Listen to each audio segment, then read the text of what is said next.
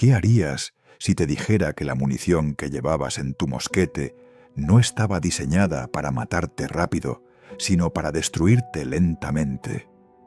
Imagina esto. Estás en la línea de batalla de Gettysburg, 1863. El humo negro de la pólvora te ciega y el estruendo de los cañones te deja sordo. De repente, sientes un golpe sordo en el muslo. No es un pinchazo limpio como en las películas, es como si alguien te hubiera aplastado la pierna con un mazo de hierro caliente. Miras hacia abajo y ves un agujero del tamaño de una moneda de donde brota sangre oscura, pero lo que no ves es el verdadero horror que acaba de ocurrir dentro de tu cuerpo. Tu fémur, el hueso más fuerte de tu esqueleto, ya no existe. Ha sido pulverizado en 1000 fragmentos afilados que ahora están incrustados en tu carne como metralla interna. Esta no es una exageración dramática, es la realidad física de lo que hacía la bala Minié, el proyectil que definió la Guerra de Secesión estadounidense y convirtió los campos de batalla en fábricas de lisiados. Durante siglos, las balas de mosquete habían sido esferas duras de plomo que, con suerte, perforaban limpiamente el cuerpo o rebotaban en los huesos. Pero en 1848, un capitán francés llamado Claude Etienne Minié inventó algo mucho más eficiente para matar.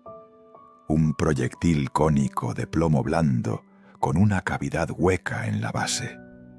Cuando disparabas, los gases de la explosión expandían esa base, haciendo que la bala se agarrara a las estrías del cañón y saliera disparada con una precisión y una velocidad mortales. El problema no era que fallara. El problema era que funcionaba demasiado bien. La física brutal de la bala Minié transformaba cada impacto en una catástrofe ósea. Cuando ese proyectil de plomo blando chocaba contra tu tibia, tu radio o tu húmero, no lo atravesaba como un clavo limpio. La energía cinética del impacto se transfería al hueso y lo hacía explotar desde dentro, creando una red de fracturas conminutas que convertían el tejido óseo sólido en una masa de esquirlas irregulares. Imagina dejar caer una taza de porcelana al suelo y que se rompa en 100 pedazos diferentes. Ahora imagina que esa taza está dentro de tu brazo, rodeada de músculos, nervios y arterias. Cada fragmento de hueso roto se convertía en un cuchillo interno que desgarraba todo a su paso. La bala misma se deformaba al impactar, expandiéndose y creando un canal de destrucción mucho más ancho que su diámetro original. No había forma de sacar la bala y coser. El daño era irreparable, pero aquí está lo que realmente te habría aterrorizado si hubieras sido un soldado de la Unión o la Confederación. Sabías exactamente lo que significaba ese impacto. Habías visto a tus compañeros caer con heridas similares. Habías pasado junto a las tiendas médicas y visto la montaña creciente de extremidades amputadas. Sabías que si la bala te daba en un brazo o una pierna, tu destino estaba sellado.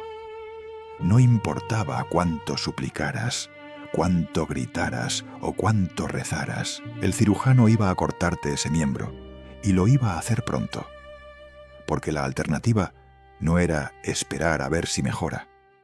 La alternativa era la gangrena, la sepsis y una muerte lenta y agónica en una cama empapada de sudor y pus.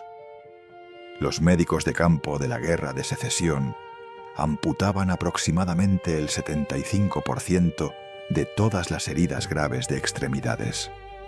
No porque fueran sádicos, porque era la única opción que tenías de ver amanecer la semana siguiente. La velocidad de la bala Minié era otra sentencia de muerte disfrazada de ventaja táctica. Salía del cañón a casi 300 metros por segundo, 3 veces más rápido que las viejas balas esféricas de mosquete. Eso significaba que podías dispararle a alguien desde 200 metros de distancia y aún así destruirle el hueso.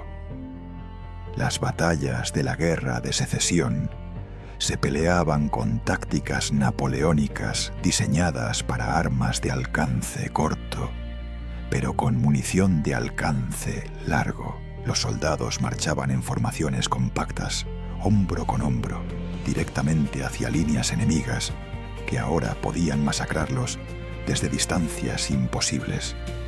En Antietam, en 1862, murieron o fueron heridos más de 23.000 hombres en un solo día. En Gettysburg fueron más de 50.000 bajas en 3 días.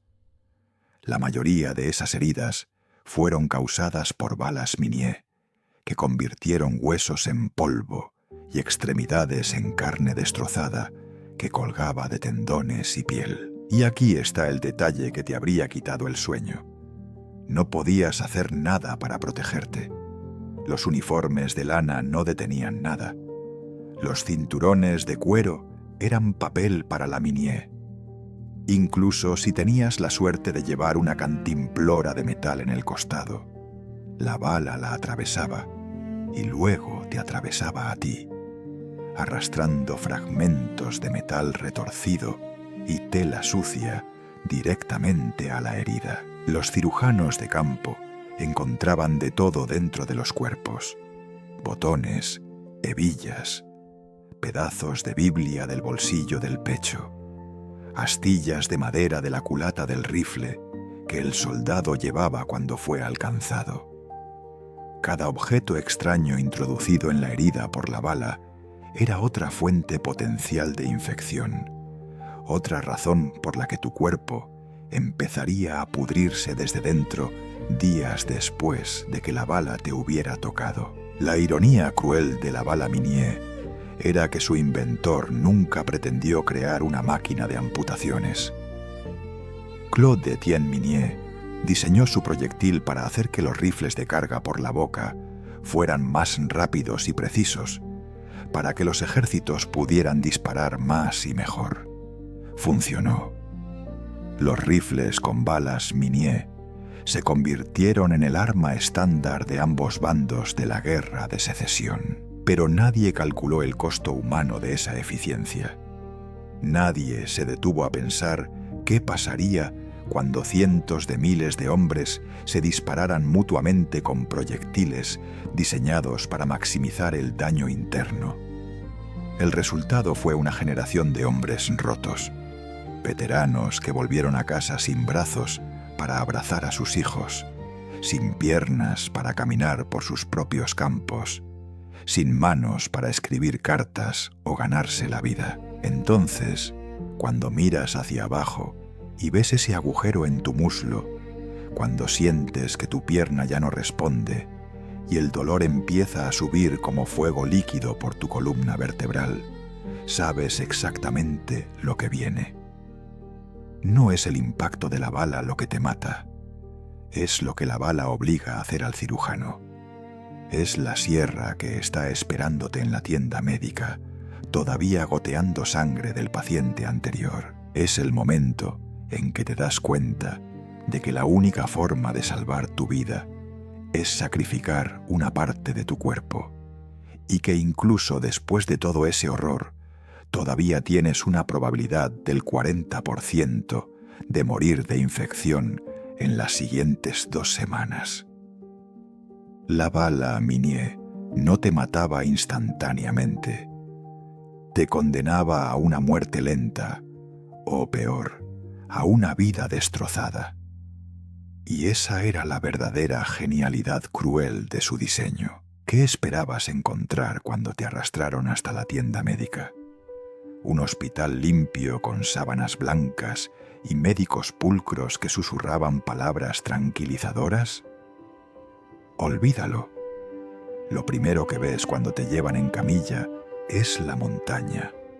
Una pila literal de brazos y piernas cortados, amontonados fuera de la tienda como leña desechada, algunos todavía con las botas puestas. El olor te golpea antes de que cruces la entrada.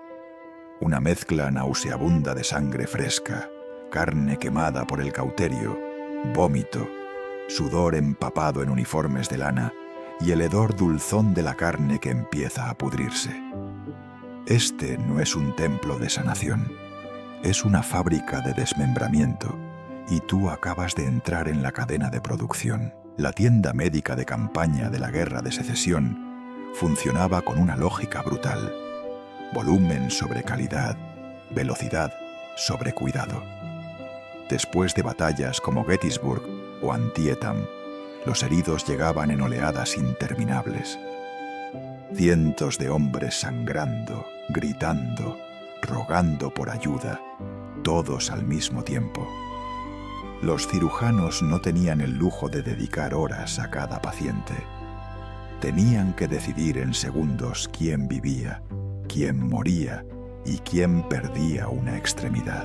El sistema de triaje era simple y despiadado. Si podías caminar, esperabas fuera.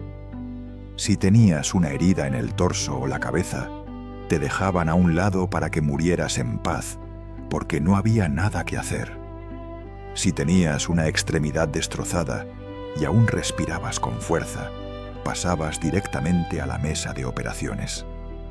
El cirujano te daba un vistazo rápido, confirmaba lo que ya sabía por el tipo de herida y gritaba una sola palabra: amputación. La mesa de operaciones no era una mesa quirúrgica esterilizada. Era una tabla de madera manchada de sangre seca, apoyada sobre barriles o caballetes. A veces simplemente una puerta arrancada de sus bisagras y colocada entre dos bancos. Te tumbaban ahí, boca arriba, mientras camilleros te agarraban de los brazos y las piernas para inmovilizarte. No había privacidad, no había cortinas. Podías ver al hombre que estaban operando justo antes que tú, escuchar el sonido de la sierra atravesando su hueso, ver cómo le caía la sangre al suelo y formaba charcos pegajosos en la tierra. Podías oírlo gritar si no había suficiente cloroformo, o verlo convulsionar si le habían dado demasiado. Y sabías con una certeza absoluta que en menos de 10 minutos tú estarías en esa mesa y otro pobre desgraciado estaría mirándote a ti. El cirujano que se acercaba a ti no era el héroe médico de las películas. Era un hombre agotado, cubierto de sangre desde el delantal hasta los codos, con las manos manchadas de rojo oscuro que nunca se lavaba entre pacientes. Su delantal de cuero o lona estaba tan endurecido por capas de sangre seca que crujía al moverse. Llevaba las mismas herramientas que había usado en las últimas 20, 30, 50 operaciones. Un bisturí de hoja curva para cortar la carne, una sierra de amputación con dientes gruesos para atravesar el hueso, agujas de sutura de metal y catgut para cerrar lo que quedaba. Ninguna de esas herramientas había sido lavada. Como mucho, las limpiaba frotándolas contra su delantal sucio o pasándolas por un balde de agua que ya estaba rojiza y turbia de sangre disuelta. La teoría de los gérmenes no existía todavía en 1863. Nadie sabía que las bacterias mataban. Los médicos pensaban que la infección era causada por miasmas, aires malignos, no por la suciedad de sus propias manos. La operación en sí era un ejercicio de carnicería eficiente. El cirujano te examinaba la pierna o el brazo herido durante unos segundos, palpando con los dedos sucios para confirmar hasta dónde había subido la destrucción ósea. Luego, marcaba mentalmente el punto de corte, siempre varios centímetros por encima de la herida, en tejido sano, para asegurarse de eliminar todo el hueso astillado y la carne contaminada. No había tiempo para dudas ni delicadeza. Agarraba el bisturí y hacía un corte circular profundo alrededor de tu extremidad, atravesando piel, grasa y músculo hasta llegar al hueso. La sangre brotaba inmediatamente, empapando la mesa y goteando al suelo. Si tenías suerte y quedaba algo de cloroformo, estabas inconsciente y no sentías nada. Si no, sentías cada fibra de músculo siendo cortada, cada nervio siendo seccionado. Un dolor tan intenso que tu cerebro casi se desconecta para protegerte. Después venía el sonido que nunca olvidabas si sobrevivías. El chirrido metálico de la sierra atravesando tu fémur, tu tibia, tu húmero. El cirujano apoyaba la hoja dentada contra el hueso expuesto y empezaba a serrar con movimientos rápidos y firmes, como un carpintero cortando una viga de madera. Podías sentir la vibración recorriendo todo tu cuerpo, el crujido sordo cuando la sierra rompía las últimas fibras óseas y tu extremidad se separaba completamente. El ayudante del cirujano la agarraba y la tiraba a un balde o directamente a la pila de miembros amputados fuera de la tienda. Ni siquiera se detenían a mirarla. Ya estaban pasando a la siguiente fase: atar las arterias para que no te desangraras. El cirujano buscaba con los dedos dentro del muñón sangrante, identificaba los vasos principales y los ataba con hilo de seda o catgut.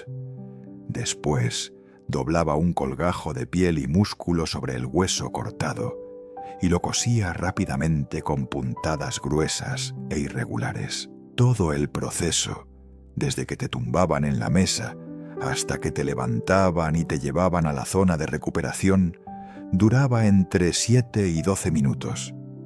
12 minutos para perder una parte de tu cuerpo para siempre. El cirujano no escribía notas detalladas sobre tu caso, no te explicaba los riesgos, no te preguntaba tu nombre. Tú eras un número más en su lista interminable de amputaciones. En un solo día después de Gettysburg, algunos cirujanos hicieron más de 30 amputaciones consecutivas. 30 hombres procesados como piezas en una línea de ensamblaje, excepto que en lugar de construir algo, estaban siendo desmantelados. La eficiencia era la única virtud. No había espacio para la compasión cuando cientos de hombres esperaban afuera, desangrándose lentamente. Y aquí está lo que realmente te habría destruido mentalmente. Sabías que el cirujano estaba haciendo lo mejor que podía con lo que tenía. No era un monstruo, era un hombre desesperado tratando de salvar tantas vidas como fuera humanamente posible en condiciones imposibles. Muchos de estos cirujanos trabajaban durante 48 horas seguidas después de las grandes batallas, sin dormir, sin comer, solo café negro y determinación pura. Veían morir a docenas de hombres que podrían haber salvado si hubieran tenido más tiempo, más suministros, más conocimiento. Se quedaban de pie en charcos de sangre hasta los tobillos, con los brazos temblando de fatigue, sabiendo que cada segundo que perdían significaba que otro soldado se desangraba hasta morir en la fila de espera. La sierra sucia no era crueldad, era necesidad. La falta de higiene no era ignorancia maliciosa, era ignorancia científica. Estaban matando a sus pacientes con las mismas herramientas que usaban para salvarlos, y ni siquiera lo sabían cuando finalmente te sacaban de la mesa y te arrastraban a una cama de paja en la zona de recuperación. Empezaba la verdadera pesadilla, porque sobrevivir a la amputación era solo el primer obstáculo. Ahora tenías que sobrevivir a la infección que el cirujano había introducido en tu cuerpo con su bisturí sucio. Tenías que sobrevivir al shock traumático, a la pérdida de sangre, a la fiebre que vendría en 2 o 3 días. Tenías que esperar tumbado en esa cama, mirando el muñón vendado donde antes estaba tu pierna, sabiendo que tu vida nunca volvería a ser la misma. Pero al menos estabas vivo. Por ahora. ¿Sabes cuál era la verdadera ironía cruel de sobrevivir a la amputación?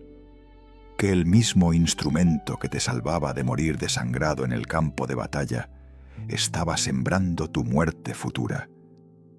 Imagina esto. El cirujano acaba de cortar tu pierna con una sierra que minutos antes atravesó el fémur infectado de otro soldado. La sangre de ese hombre todavía gotea de los dientes metálicos. El cirujano no la limpia, no la desinfecta, simplemente la seca frotándola contra su delantal endurecido por capas de sangre vieja y luego la usa en ti.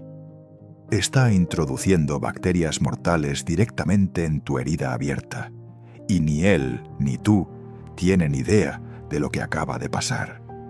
Esta es la paradoja médica más brutal de la guerra de secesión. Las herramientas diseñadas para salvar vidas eran vectores perfectos de muerte, y los médicos eran asesinos involuntarios armados con las mejores intenciones. Para entender por qué nadie limpiaba nada, tienes que meterte en la mente de un cirujano de 1863. La teoría microbiana de la enfermedad no existía aún. Louis Pasteur estaba apenas empezando a demostrar que los microorganismos causaban fermentación, pero faltaban años para que Joseph Lister conectara esas ideas con las infecciones quirúrgicas.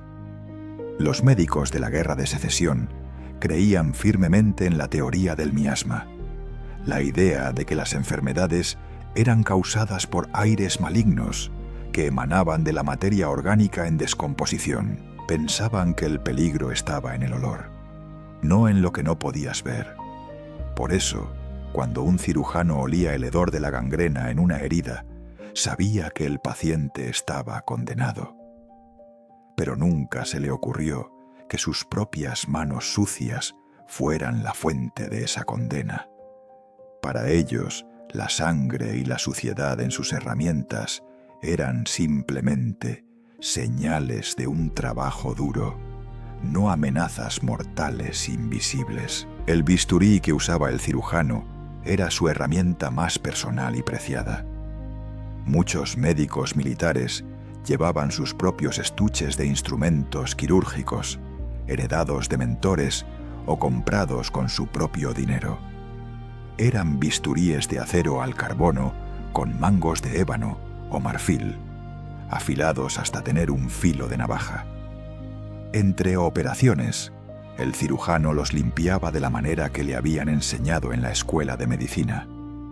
Los frotaba contra la suela de cuero de su bota para eliminar los restos de tejido, o los pasaba por su delantal. Algunos incluso los afilaban contra una correa de cuero que colgaba de su cinturón, la misma correa que había estado en contacto con el suelo lodoso del campamento. Pensaban que estaban siendo diligent y profesionales. Lo que realmente estaban haciendo era pulir el acero con una mezcla de tierra, estiércol de caballo, bacterias del suelo y restos orgánicos. Cada pasada de la cuchilla contra la bota era una nueva capa de contaminación. La sierra de amputación era aún peor. Era una herramienta grande y tosca, con una hoja de acero dentada montada en un marco de metal en forma de arco. Los dientes estaban diseñados para cortar hueso rápidamente, lo que significaba que eran gruesos e irregulares, con espacios entre ellos donde se acumulaban fragmentos de tejido. Después de cada amputación, esos espacios estaban llenos de médula ósea, astillas de hueso, trozos de músculo y sangre coagulada. El cirujano simplemente sacudía la sierra o la golpeaba contra la mesa para desprender los pedazos más grandes y luego la volvía a usar. Si tenía tiempo y era particularmente escrupuloso, sumergía la sierra en un balde de agua que había estado ahí todo el día, compartido entre múltiples cirujanos. Ese balde se convertía rápidamente en una sopa bacteriana, un caldo de cultivo literal de estreptococos, estafilococos y clostridios. Meter una sierra limpia en ese agua era como bañarla en veneno biológico. Las manos del cirujano eran el vector de infección más directo y más letal. En 1863, la idea de lavarse las manos antes de una cirugía no solo no era estándar, era vista como innecesaria. Los cirujanos operaban con las manos desnudas, sin guantes, metiendo los dedos directamente en heridas abiertas para palpar huesos rotos, identificar arterias y ajustar colgajos de piel. Entre pacientes se limpiaban las manos frotándolas contra su delantal o, en el mejor de los casos, las enjuagaban rápidamente en agua fría sin jabón. No había concepto de esterilización. Un cirujano podía operar a un paciente con gangrena avanzada, limpiarse superficialmente las manos y luego meter esos mismos dedos en la herida fresca del siguiente soldado. Estaba trasplantando colonias enteras de bacterias anaerobias directamente al tejido sano. El resultado era predecible y devastador. Infección masiva en el 70% de los casos. Pero aquí está lo que realmente te habría enfurecido si hubieras sido uno de esos soldados. Algunas personas ya sabían que la limpieza importaba. En 1847, 16 años antes de la Guerra de Secesión, un médico húngaro llamado Ignaz Semmelweis había demostrado que lavarse las manos con solución de cloro reducía drásticamente la mortalidad en los partos. Sus colegas lo ridiculizaron y lo ignoraron. En 1865, Joseph Lister empezaría a usar ácido carbólico como antiséptico en cirugías, revolucionando la medicina.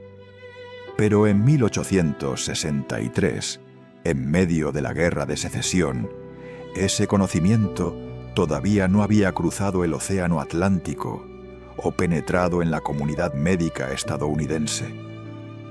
Los cirujanos militares operaban con la misma mentalidad que sus antecesores medievales, confiando en la velocidad y la valentía en lugar de la higiene. Las agujas de sutura y el hilo eran otro problema silencioso. Después de amputar y atar las arterias, el cirujano tenía que cerrar la herida, cosiendo el colgajo de piel sobre el muñón óseo. Usaba agujas de metal gruesas y catgut, un hilo hecho de intestinos de oveja o caballo. El catgut era perfecto para suturas internas, porque el cuerpo eventualmente lo absorbía, pero también era un material orgánico poroso que absorbía fluidos como una esponja. Si el cirujano había usado ese mismo rollo de catgut en pacientes anteriores, el hilo estaba empapado de sangre vieja, plasma y, por supuesto, bacterias. Cada puntada que el cirujano hacía en tu carne era como plantar una semilla de infección. Las agujas tampoco se esterilizaban. Las guardaban en estuches de tela o las clavaban en las solapas de su chaqueta para tenerlas a mano. El óxido, la suciedad y los restos de tejido se acumulaban en el ojo de la aguja y en la punta. El delantal del cirujano merece una mención especial porque era literalmente un mapa de todas las operaciones que había realizado.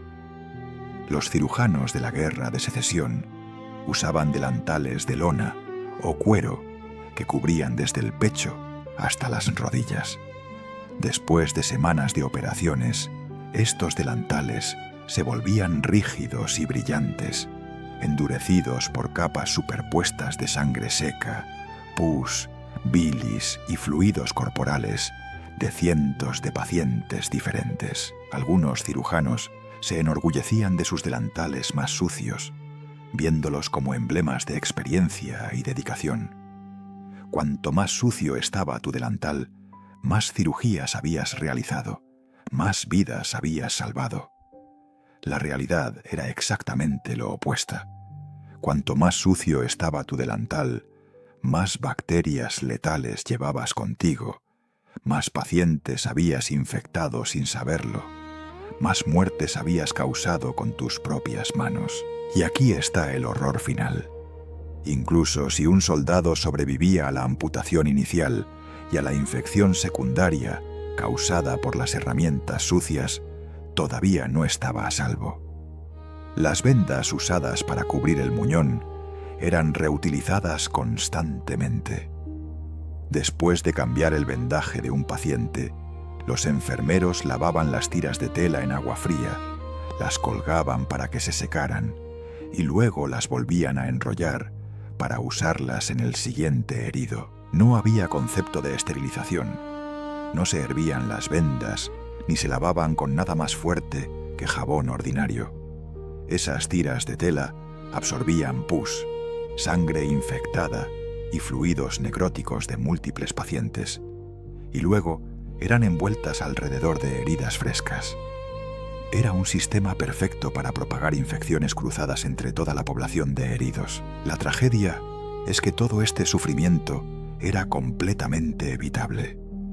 Si los cirujanos de la guerra de secesión hubieran hervido sus instrumentos, lavado sus manos con jabón, usado vendas limpias y quemado sus delantales sucios, la tasa de mortalidad por infección habría caído dramáticamente.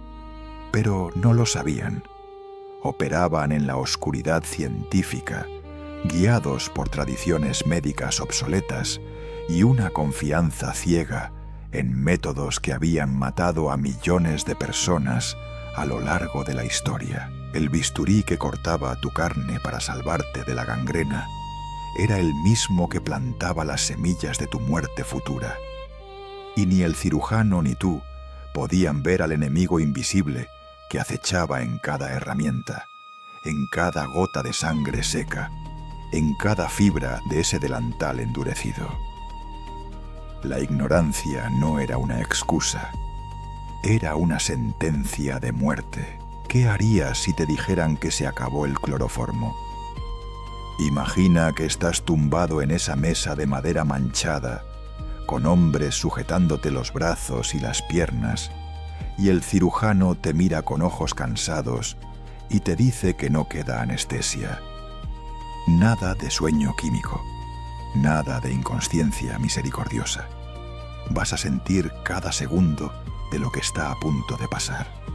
Te van a cortar la pierna mientras estás completamente despierto, completamente consciente, completamente presente en tu propio cuerpo mientras lo desmembran. Lo único que te ofrecen es una bala de plomo para morder, un trago de whisky aguado si queda algo en la cantimplora, y la promesa de que si sobrevives a los próximos 10 minutos, quizás vivas para ver mañana. Esta no es una metáfora.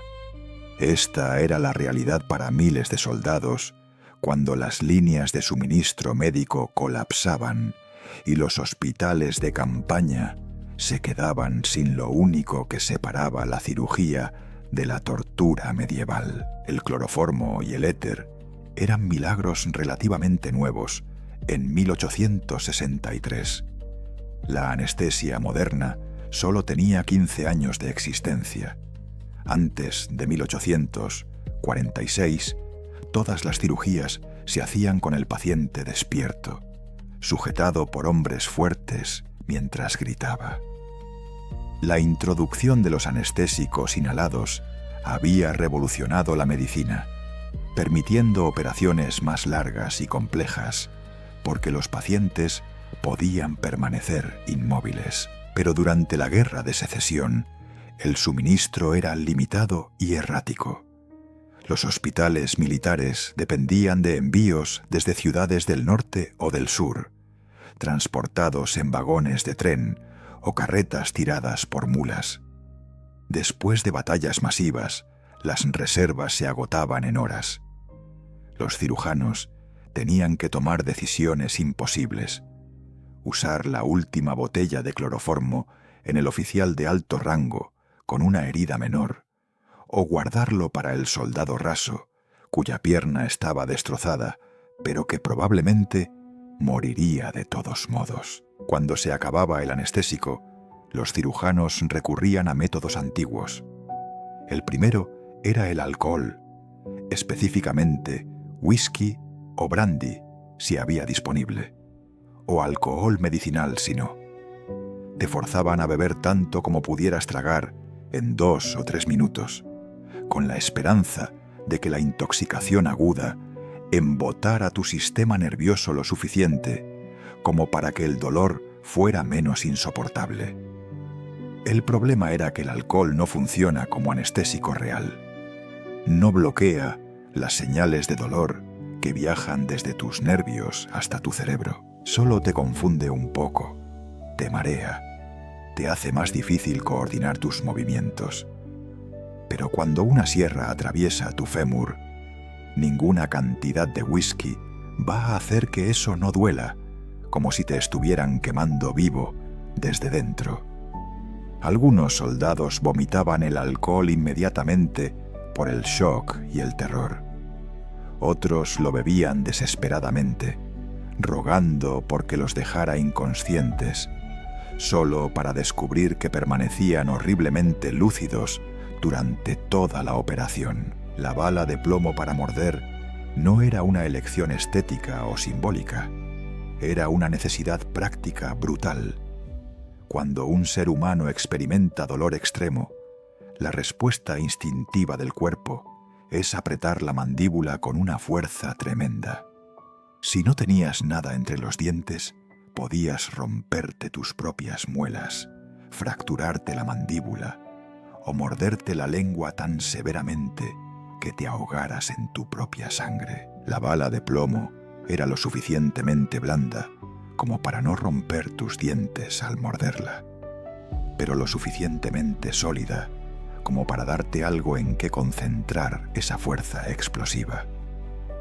Te la metían entre los molares y te decían que la mordieras tan fuerte como pudieras cuando empezara el corte. Algunos soldados mordían tan intensamente que la bala quedaba marcada con las impresiones profundas de sus dientes. Otros la mordían hasta que sus encías sangraban. La bala no hacía nada contra el dolor. Solo evitaba que te destruyeras a ti mismo mientras lo sentías. Los camilleros que te sujetaban no eran una formalidad, eran absolutamente esenciales. Cuando el bisturí cortaba a través de tu carne y golpeaba un nervio mayor, tu cuerpo se convulsionaba involuntariamente, arqueándose y retorciéndose con una fuerza que sorprendía incluso a hombres grandes. Necesitaban personas para mantenerte en la mesa, una en cada brazo, una en cada pierna, a veces una quinta presionando tu pecho.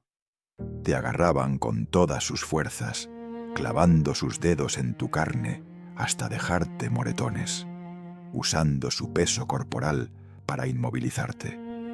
Podías sentir sus manos sudorosas apretándote, oír sus respiraciones pesadas cerca de tu oído, escucharlos murmurar palabras que se suponía debían ser reconfortantes, pero que sonaban desesperadas. Ellos también estaban aterrorizados. Habían visto a hombres morir de shock en esa mesa. Habían sentido el momento exacto en que un cuerpo dejaba de luchar y se quedaba quieto para siempre. El dolor de una amputación sin anestesia es algo que el lenguaje humano no puede realmente capturar. No es como un dolor que hayas experimentado antes. No es como quemarte la mano en una estufa o romperte un hueso. Es una agonía tan total y consumidora que tu cerebro casi no puede procesarla. Primero viene el corte inicial del bisturí a través de la piel, un dolor agudo y ardiente que se extiende en ondas desde el punto de incisión. Luego viene la sensación de que te están desollando vivo cuando el cirujano separa la piel del músculo subyacente. Después, cuando la cuchilla corta a través de las fibras musculares, sientes cada una de ellas separarse, como si te estuvieran desgarrando con garras. Cuando el bisturí corta un nervio mayor, es como si te hubieran atravesado con un hierro al rojo vivo, un relámpago de agonía eléctrica que recorre toda tu extremidad. Pero nada te prepara para la sierra. El sonido llega primero, ese chirrido metálico horrible cuando los dientes de acero muerden el hueso. Luego viene la vibración, una sacudida profunda que sientes en todo tu esqueleto, como si estuvieran usando un martillo neumático dentro de ti. Y después viene el dolor, una presión aplastante mezclada con un dolor punzante que parece irradiar desde la médula misma de tus huesos. Puedes sentir cada pasada de la sierra, cada diente individual raspando y astillando el tejido óseo. Tu cerebro grita que esto no puede ser real, que ningún ser humano debería tener que experimentar esto. Pero es real, está pasando, y no va a detenerse hasta que el hueso se quiebre completamente y tu extremidad se separe. Algunos hombres entraban en shock durante el procedimiento. Su presión arterial caía, su piel se volvía pálida y sudorosa, sus ojos se volvían vidriosos. Dejaban de gritar no porque el dolor hubiera cesado, sino porque sus cuerpos se habían desconectado, entrando en un estado de apagado protector. Otros permanecían conscientes y luchando hasta el final, chillando hasta que sus voces se volvían roncas, arqueándose contra los camilleros que los sujetaban, rogando que los mataran en lugar de continuar. Los cirujanos desarrollaban una indiferencia necesaria a estos gritos. Tenían que hacerlo. Si se detenían cada vez que un paciente suplicaba piedad, nunca terminarían ninguna operación.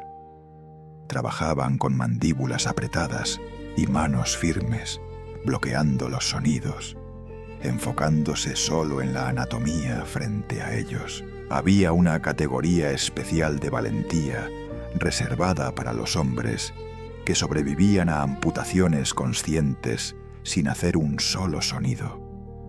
Las historias de soldados que permanecían estoicamente callados durante todo el procedimiento, mordiendo la bala y mirando al techo con lágrimas silenciosas corriendo por sus mejillas, se convertían en leyendas en los campamentos. Algunos lo hacían por orgullo, negándose a gritar frente a sus compañeros. Otros estaban tan profundamente en shock psicológico que su capacidad de expresar dolor se había cerrado completamente. Y unos pocos, muy pocos, tenían umbrales de dolor tan extraordinariamente altos que podían soportar lo insoportable. Pero incluso estos hombres llevaban las cicatrices psicológicas por el resto de sus vidas. Décadas después de la guerra, veteranos despertaban gritando de pesadillas, donde revivían esos minutos en la mesa. La peor parte no era el dolor físico, era la impotencia absoluta.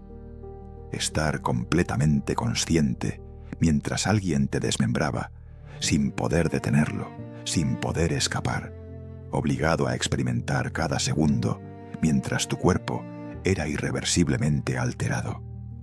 Era una violación de la autonomía humana más básica, una demostración brutal de tu propia fragilidad. Sabías que nunca volverías a ser completo. Sabías que la persona que entró en esa tienda médica ya no existiría cuando saliera. Y tenías que experimentar conscientemente la transición, sentir el momento exacto en que dejabas de ser un hombre con dos piernas y te convertías en un hombre con una. No había misericordia en la inconsciencia. Solo existías tú, la sierra, y el dolor que devoraba todo lo demás. ¿Qué es lo primero que ves cuando te arrastran hacia la tienda médica en camilla? antes de ver al cirujano, antes de oler la sangre, antes de escuchar los gritos, ves la montaña. Una pila irregular de brazos y piernas cortados, amontonados sin ceremonias fuera de la entrada de la tienda, como leña desechada o escombros de construcción. Algunos miembros todavía tienen las botas puestas. Otros están doblados en ángulos imposibles, con la carne desgarrada colgando de donde la sierra hizo su trabajo. Puedes ver manos con los dedos congelados en posiciones que parecen alcanzar algo que ya no existe. Puedes ver pies descalzos cubiertos de barro y sangre seca. Esta montaña crece hora tras hora, capa sobre capa, un testimonio físico de cuántos hombres han pasado por esa tienda y han salido incompletos. Y mientras te llevan dentro, sabes con una certeza absoluta que pronto una parte de ti estará en esa pila. La montaña no era una exageración, ni un detalle macabro inventado por historiadores sensacionalistas. Era una necesidad logística brutal. Después de batallas como Gettysburg, Antietam o Shiloh, los cirujanos realizaban docenas de amputaciones en horas. No había tiempo para ceremonias ni para la disposición cuidadosa de los restos. El ayudante del cirujano simplemente agarraba la extremidad recién cortada, todavía caliente y goteando sangre, y la tiraba por la puerta de la tienda hacia el montón exterior. En las batallas más sangrientas, ese montón podía crecer hasta tener más de 1,5 metros de altura y varios metros de ancho. Era un marcador visual del alcance del desastre, una contabilidad física del costo humano que ningún informe oficial podría capturar. Cada brazo en esa pila representaba a un hombre que nunca volvería a abrazar a sus hijos. Cada pierna era un futuro destruido, una vida de mendicidad o dependencia. El olor de la montaña era algo que grababa en tu memoria olfativa para siempre. Al principio, cuando las extremidades eran frescas, olía principalmente a sangre. Ese aroma metálico dulzón que te llena la nariz y se pega a la parte posterior de tu garganta. Pero después de unas horas bajo el sol de julio o agosto, especialmente en el calor sofocante de Pensilvania o Virginia, la montaña empezaba a cambiar. La sangre se coagulaba y se oscurecía, volviéndose casi negra. La carne comenzaba a descomponerse rápidamente, liberando ese hedor inconfundible de tejido necrótico. Una mezcla de dulce podrido y acre que hacía que incluso los soldados más curtidos tuvieran que cubrirse la nariz. Las moscas llegaban en nubes, posándose en las heridas abiertas, depositando huevos en la carne expuesta. En 24 horas podías ver gusanos retorciéndose en los miembros superiores de la pila. Lo que hacía que la montaña fuera particularmente perturbadora era su humanidad persistente. Estas no eran piezas anónimas de carne, eran reconociblemente partes de personas. Podías ver un antebrazo con un tatuaje de barco todavía visible en la piel pálida. Podías identificar una pierna por las cicatrices antiguas de trabajos agrícolas o las marcas de viruela en la pantorrilla. Algunas manos todavía tenían anillos de boda en los dedos, metal brillante contrastando con la carne lívida. Algunos pies tenían calcetines tejidos a mano, obviamente hechos por una madre o esposa en casa, con patrones únicos y zurcidos cuidadosos en los talones. Cada detalle te recordaba que estas extremidades habían pertenecido a hombres reales, con familias reales, esperándolos en casa. Hombres que hacía solo horas habían estado completos y ahora nunca volverían a estarlo. Los soldados que esperaban su turno no podían evitar mirar la montaña. Algunos la estudiaban con una fascinación mórbida, tratando de procesar la realidad de lo que estaba a punto de pasarles. Otros apartaban la mirada, cerraban los ojos fuertemente, rogaban a Dios que los salvara de ese destino. Pero incluso con los ojos cerrados, sabías que estaba ahí, podías oírla, el sonido ocasional de un miembro resbalando y cayendo de la pila, el zumbido constante de las moscas, el goteo lento de sangre filtrándose al suelo. Algunos soldados hacían bromas desesperadas sobre la montaña, diciendo que podían ver una bota que reconocían, o preguntando si su pierna terminaría en la parte superior o en la base. El humor negro era una forma de defensa psicológica, un intento de mantener la cordura frente a lo absurdo y horrible. La montaña también servía como un sistema de clasificación involuntario. Podías estimar cuán mala había sido la batalla por el tamaño de la pila. Una escaramuza menor producía tal vez una docena de extremidades. Una batalla importante como Fredericksburg o Chancellorsville producía cientos. Los médicos veteranos podían mirar la montaña y calcular mentalmente cuántas horas llevaban trabajando, cuántos hombres habían procesado, cuántos probablemente morirían de infección en los próximos días. Era un contador macabro, un ábaco de carne que medía el progreso del carnicero médico. Algunos cirujanos desarrollaban la costumbre de mirar la montaña al final del día como un granjero miraría su cosecha, no con orgullo exactamente, pero con una satisfacción oscura de haber completado un trabajo terrible, pero necesario. Lo que pasaba con la montaña después de la batalla variaba según las circunstancias.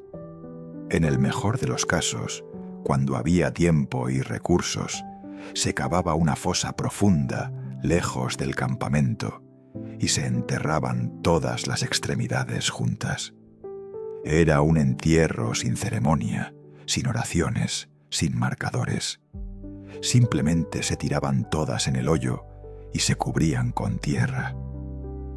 En los casos peores, cuando el ejército tenía que moverse rápidamente o cuando el terreno era demasiado duro para cavar, las extremidades se quemaban, se apilaban con madera seca, se rociaban con lo que fuera inflamable que hubiera disponible y se prendían fuego. El humo negro y graso que salía de esas piras funerarias se podía ver a kilómetros de distancia y el olor de carne humana quemándose mezclado con cuero de botas y lana de calcetines, era algo que los soldados nunca olvidaban. Algunos veteranos, décadas después de la guerra, aún se estremecían cuando olían carne de cerdo quemándose porque les recordaba esos fuegos. Pero había una dimensión de la montaña que era aún más inquietante: el dolor fantasma que vendría después. Los hombres cuyas extremidades terminaban en esa pila frecuentemente reportaban sensaciones en miembros que ya no existían. Sentían picazón en dedos de pies que habían sido cortados, dolor punzante en manos que estaban pudriéndose en una fosa común a cientos de kilómetros de distancia. La medicina de 1863 no tenía explicación para este fenómeno. Los médicos pensaban que los pacientes estaban locos o fingiendo. La realidad era que el sistema nervioso había sido traumatizado tan severamente que el cerebro seguía recibiendo señales de nervios que terminaban abruptamente en muñones, creando la ilusión de una extremidad que ya no existía.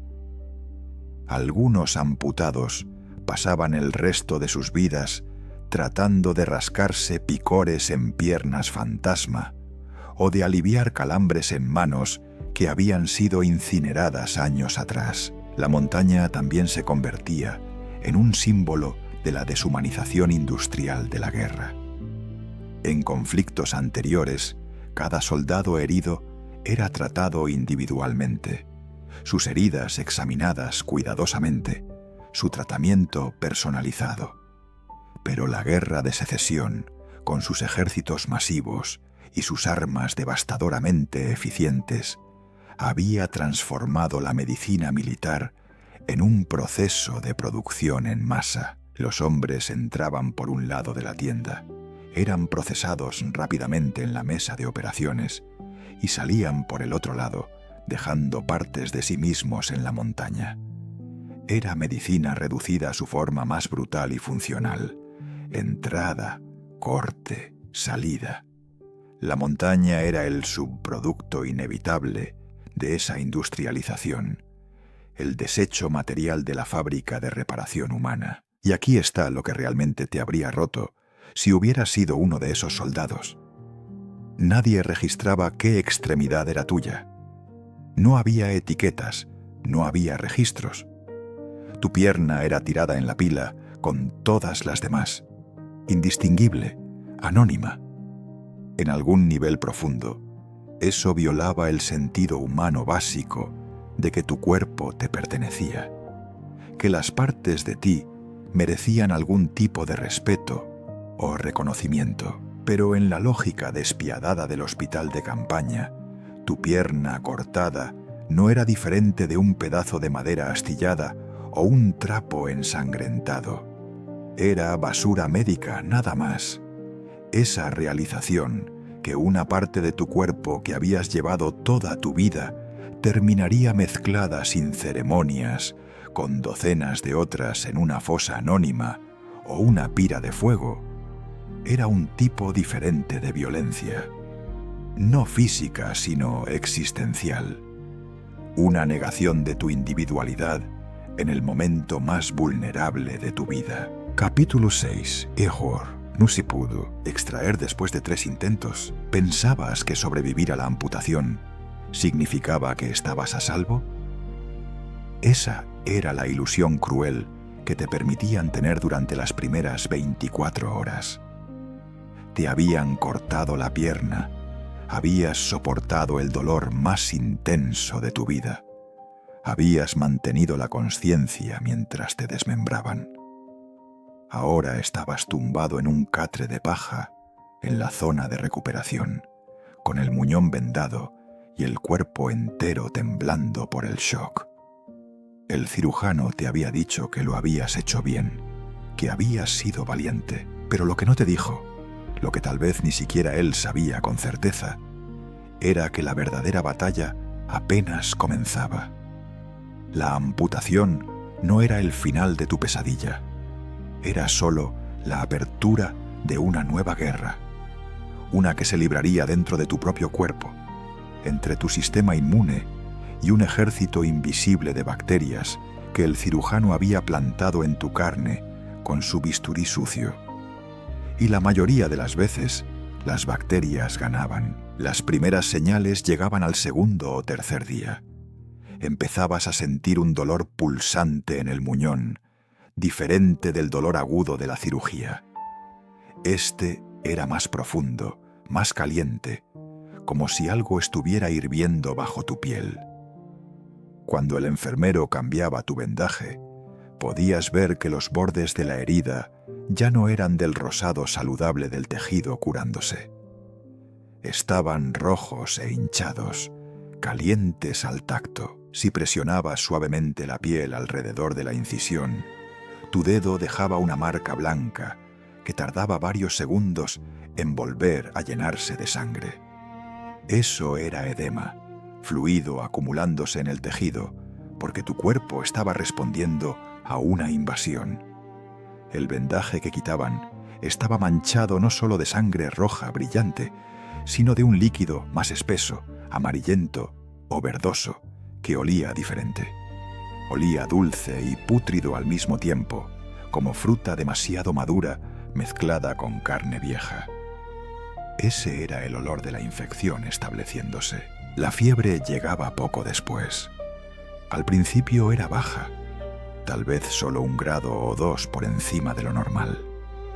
Te sentías un poco acalorado. Sudabas más de lo usual a pesar de estar tumbado inmóvil. Pero la fiebre de una infección quirúrgica no se quedaba baja por mucho tiempo. En cuestión de horas podía dispararse, llevándote a 40 grados o más. Tu piel se volvía ardiente al tacto, pero tú sentías escalofríos violentos que hacían que tus dientes castañearan. Te envolvían en mantas, pero no podías dejar de temblar. Tu corazón latía demasiado rápido, golpeando contra tus costillas como si estuviera tratando de escapar de tu pecho. Tu respiración se volvía superficial y rápida.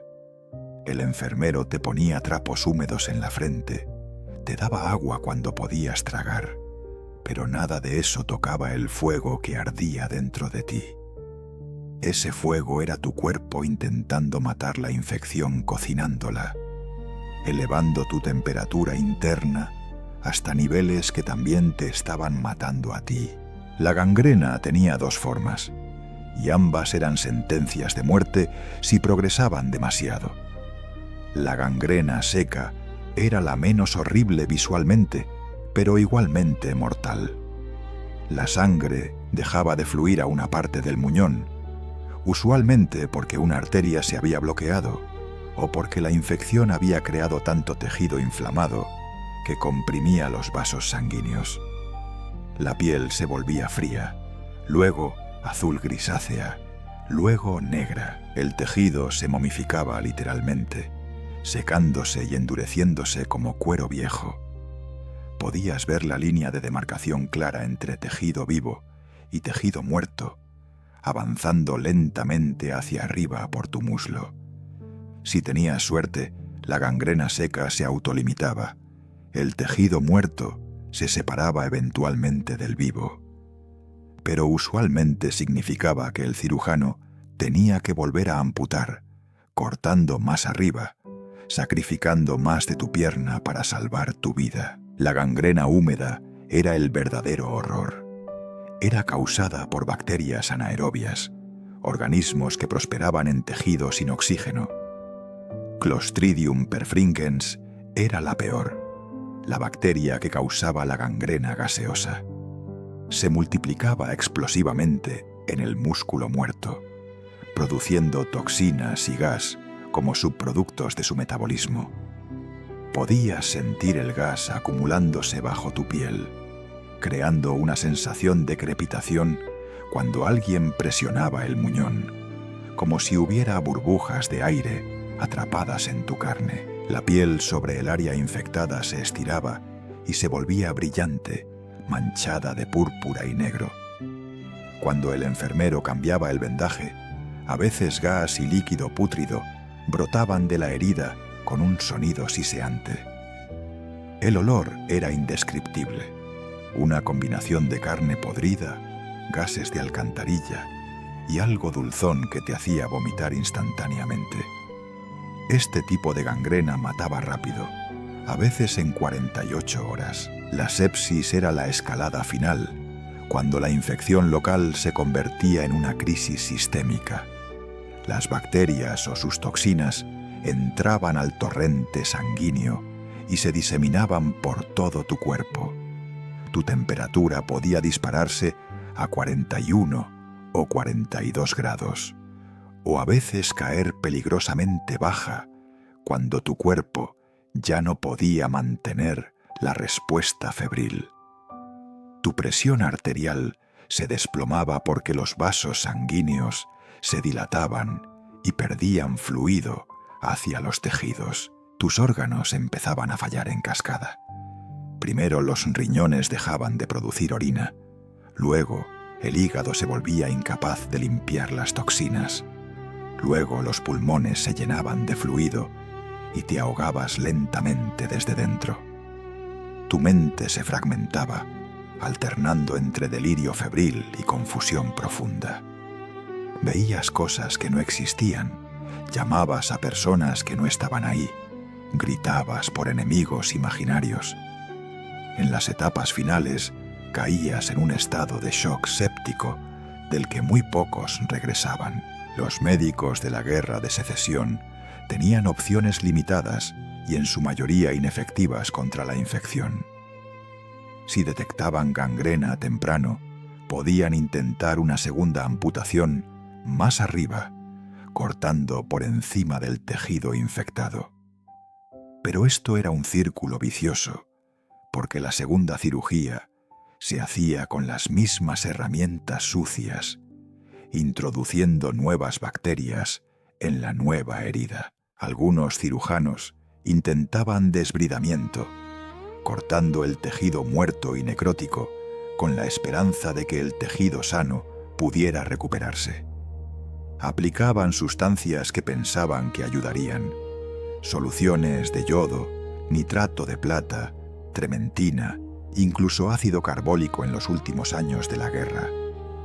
Algunas de estas sustancias mataban bacterias, pero también quemaban el tejido sano y causaban dolor adicional, sin mejorar significativamente las tasas de supervivencia. La realidad estadística era brutal y clara.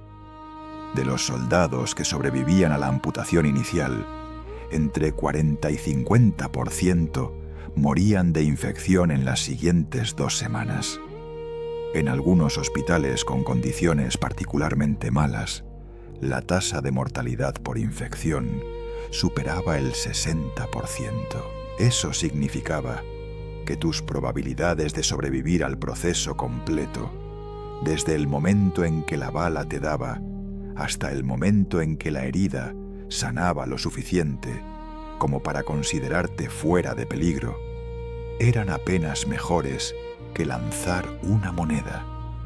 Habías sobrevivido a la batalla. Habías sobrevivido a la agonía de la amputación. Y aún así, tenías casi la misma probabilidad de morir en esa cama de hospital que de vivir para volver a casa. Lo que hacía todo esto aún más trágico era que los soldados lo sabían. No necesitaban conocer la teoría de los gérmenes para entender que las heridas se infectaban y los hombres morían. Veían a sus compañeros de cama desarrollar fiebre, delirar, deteriorarse y morir en cuestión de días. Escuchaban los gemidos de hombres en las últimas etapas de sepsis, ese sonido gutural y animal que hacían cuando el dolor y la confusión eran tan totales que ya no eran capaces de formar palabras. Olían el hedor dulzón de la gangrena viniendo de las camas vecinas y se preguntaban, hora tras hora, si ellos serían los siguientes.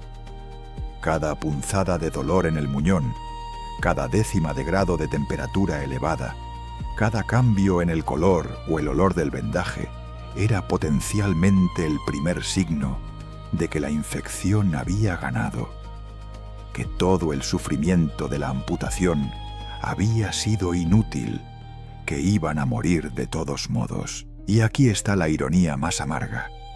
Muchos de estos hombres habrían sobrevivido fácilmente si la cirugía se hubiera realizado con instrumentos esterilizados, manos lavadas y vendajes limpios. La diferencia entre la vida y la muerte era tan simple como hervir las herramientas en agua durante 20 minutos o lavarse las manos con jabón. Pero ese conocimiento llegaría demasiado tarde para los cientos de miles de hombres que murieron no por sus heridas, sino por la ignorancia médica de su época.